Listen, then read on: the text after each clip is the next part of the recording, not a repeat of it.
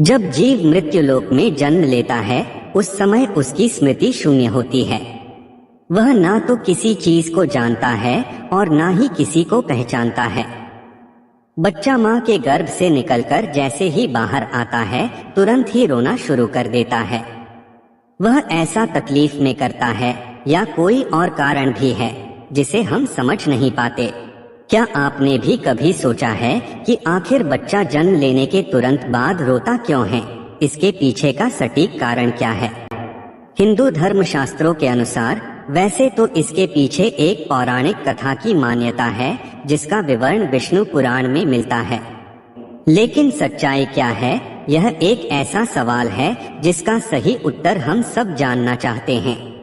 शिशु के जन्म लेते ही रोने के कारण को विज्ञान एक सहज और आवश्यक प्रक्रिया मानता है।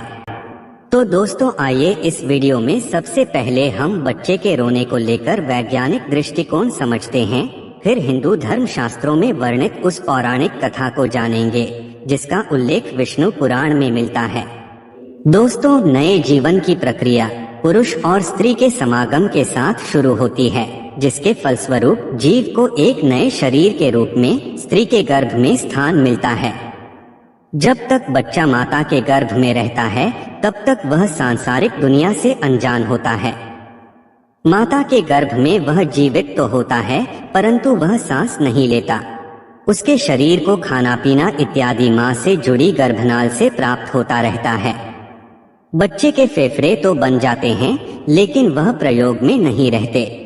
बच्चा माँ के गर्भ में एक पतली झिल्ली के अंदर बंद होता है जिसमें तरल पदार्थ भरा होता है। इस तरल पदार्थ को वैज्ञानिक भाषा में एमनियोटिक फ्लूइड बोलते हैं।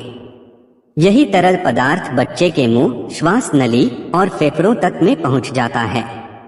लेकिन जब तक बच्चा माँ के गर्भ में रहता है तब तक इस तरल पदार्थ से बच्चे को कोई कष्ट नहीं होता, बल्कि इसी तरल पदार्थ की वजह से वह माँ के गर्भ में सुरक्षित रहता है।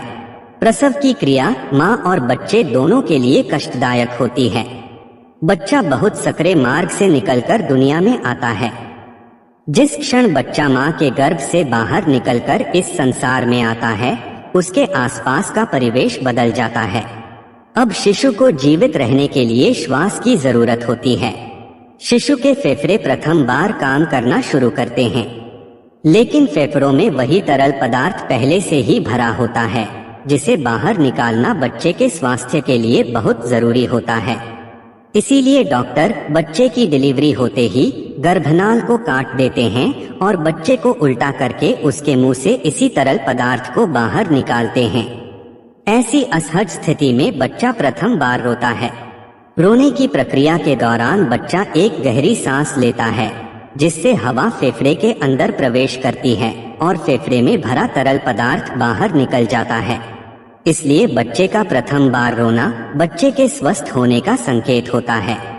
अगर बच्चा स्वयं से नहीं रोता तो डॉक्टर बच्चे की पीठ पर हल्के हाथ से थपकी लगाकर उसे रुलाने का प्रयास करते हैं जिससे फेफड़ों में हवा जा सके और तरल पदार्थ बाहर आ सके। बच्चे के दिमाग को सही ढंग से काम करने के लिए एवं बच्चे के शरीर को सुचारू रूप से कार्य करने के लिए ऑक्सीजन की जरूरत होती है। जिन बच्चों के फेफड़े से तरल पदार्थ नहीं निकल पाता उनके फेफड़े में पर्याप्त हवा नहीं पहुंच पाती। ऐसा होना बच्चे के जीवन के लिए खतरा होता है और दिमाग को पर्याप्त ऑक्सीजन न मिल पाने के कारण उन्हें किसी प्रकार की मानसिक बीमारी भी हो सकती है। तो दोस्तों, यह बातें थी विज्ञान की। आइए अब जानते हैं पैदा होते ही बच्चे के रोने को लेकर धर्म ग्रंथों में क्या लिखा है। शिशु जब प्रथम बार रोता है तो उसके रोने का स्वर कुछ इस प्रकार सुनाई देता है जैसे वह पूछ रहा हो, कहाँ हूँ मैं, कहाँ हूँ।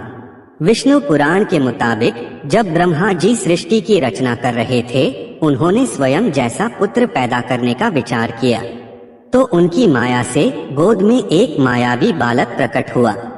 ये बालक रोते हुए ब्रह्मा जी की गोद में उथल पुथल करने लगा। जब ब्रह्मा जी ने उस बालक से इसकी वजह पूछी तो उस बालक ने प्रश्न किया, मैं कौन हूँ, मैं कहाँ हूँ, मेरा क्या नाम है। इस पर ब्रह्मा जी कहते हैं कि पैदा होते ही तुमने रोना शुरू कर दिया, इसलिए मैं आज से तुम्हारा नाम रुद्र रखता हूँ। ऐसी मान्यता है कि इस बच्चे के जन्म से पहले किसी बच्चे ने रोना शुरू नहीं किया था। ऐसी पौराणिक मान्यता है कि तभी से जन्म के बाद बाकी बच्चों में भी रोने का नियम